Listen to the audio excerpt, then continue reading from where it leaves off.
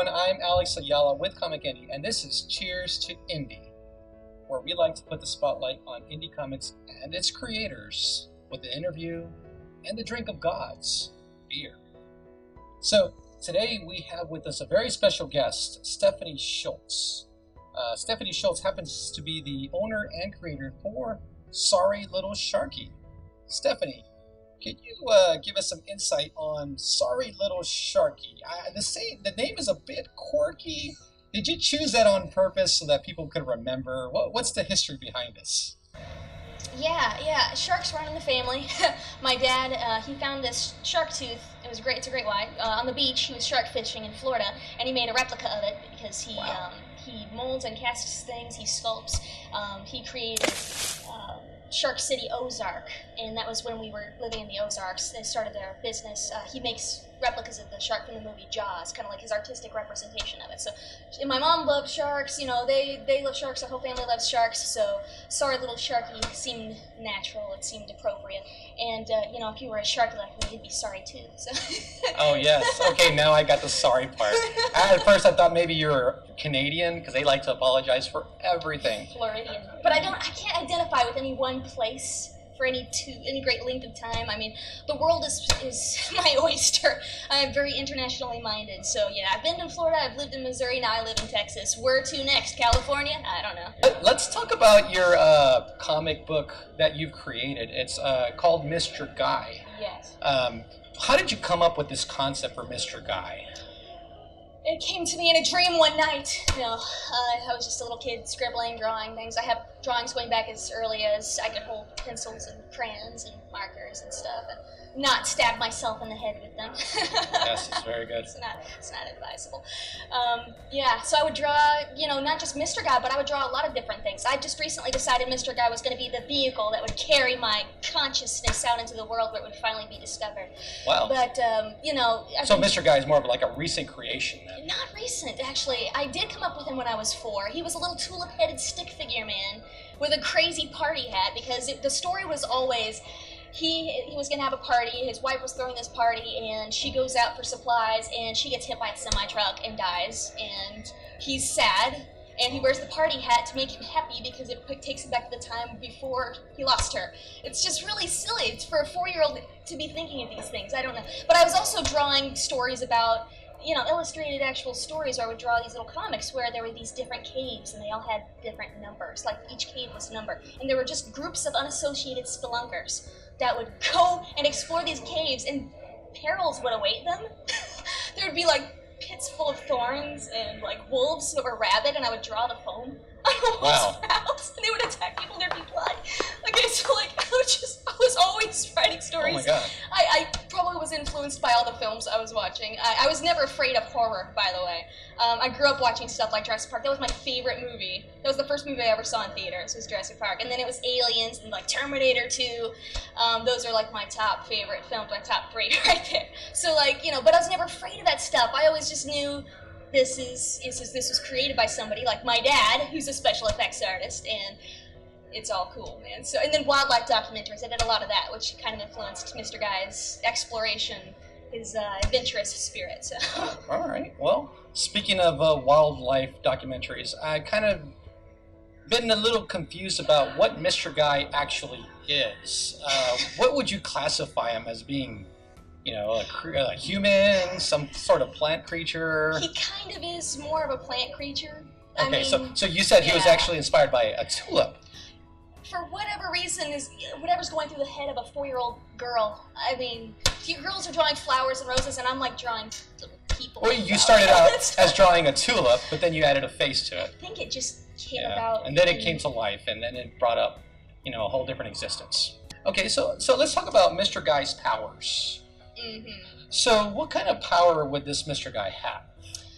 He's a little god. He can pretty much do whatever the hell he wants. But I mean, I guess, I kind of read a little bit through it. I'm glad. And it seems like he's not aware of all of his powers just yet. This is just the beginning. Here's what I did, and there's a little backstory, so bear with me. I've been drawing a lot of stuff for him, and it's not necessarily out yet. This is a comic I'm still working on where he needs a new pair of boots. Boots kind of are my thing. And he goes fishing because you know how you get these shows or comics or whatever. People go fishing because they want to catch fish, but they catch a boot and they're upset. It upsets them. Well, he goes specifically to catch boots. Yeah, so it's just this. It's really stupid. But instead he caught a fish, which was disappointing. I imagine. Yeah. But he gets a tug on his line and it wakes him up. So he starts nodding off and Control Z because everyone associates Z with sleep. But I wish they had that in life, by the way. He wakes up and it's Control Z. So anyway, but that explains the mug with my tea in it. So, but yeah, way back in the day, I was thinking. I guess I never had a specific plot in mind for him. He was just gonna be. It was just gonna be what fourth wall, you know. Speaking of fourth wall, not just breaking it, but disintegrating it. That's wow. Yeah. Well, speaking of fourth wall, Mr. Guy actually has a creator himself. Now, would you mind revealing who that creator might be?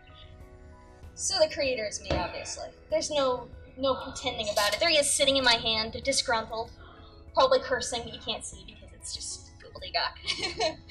It's very cool. So, but anyway, yeah. It's like I'm very unfit to be a god. That's the whole joke, is I'm kind of a jerk to him, and there's this kind of, he doesn't take me seriously all the way, but we finally arrive at an understanding, and that's going to be an issue too. Yeah. See, so he actually ends up being like a rebeller. Yeah, Sort of speak, you know, so that, you know what, that kind of reminds me of a story from a certain book. Would he be classified? Okay, of course he's a good guy, though. He is, but he's not a bad guy and he's not a good guy. He's not an anti-hero, but he's not a hero. He's just a protagonist. He's just doing his thing. He's like, you know what? You're a jerk. I'm going to do my own thing for a while. Yeah. Bye. Stay out of my life. And he goes and does his thing, and he creates this little world.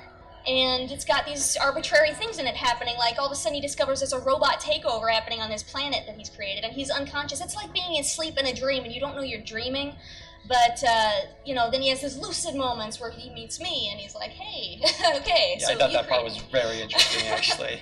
I'm just like, look, if you hadn't run away from me, you wouldn't be in a situation where your own creation is rebelling against you. Doesn't feel very nice, does it, by the way?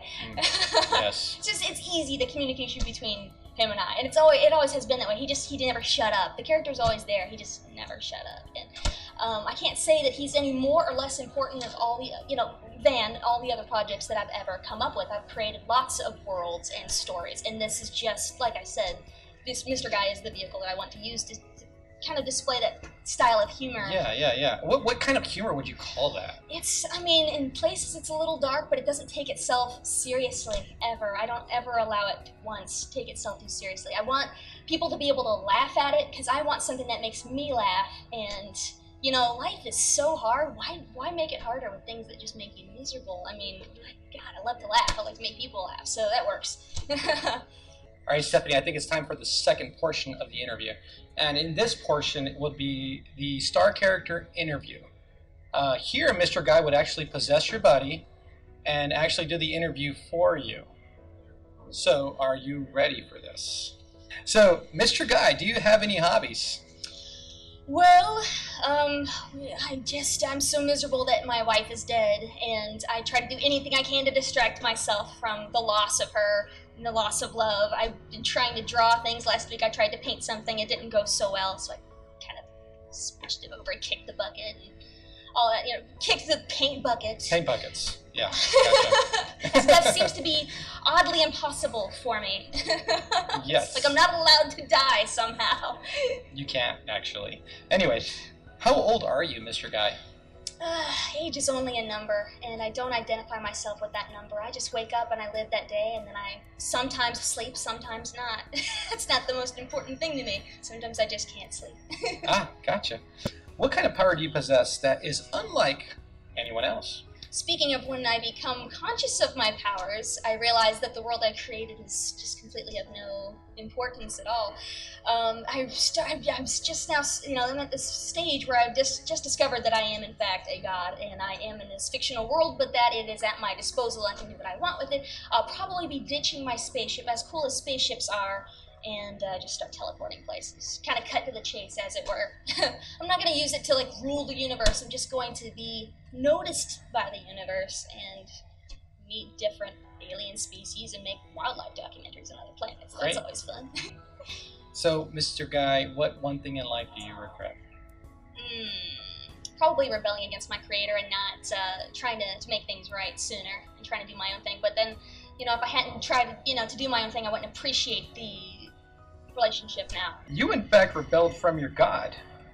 Would you consider yourself evil? No. I mean, there is good, there is evil, there's black and there's white. There are, these variables, but I don't associate myself with someone who's evil just for kind of acting out. Right, yeah. Order, But you know what? Your creator probably would think something different of you. Do you think she considers you evil? I don't think she considers me evil. Okay. She doesn't blame me because she knows she kind of is annoying sometimes. Hence the ever apologetic nature. Sorry, Little Sharky. No apologies needed. Well, Stephanie, thank you for joining us on this episode of Cheers to Indie. Thanks for allowing me guys, of course, yeah. Guys, if you guys want more information on Stephanie Shultz, please check out the links below. And if you like this video, please feel free to like, comment, or subscribe. The latter would be very much appreciated. So, this is Alex Ayala with Cheers to Indie, signing off.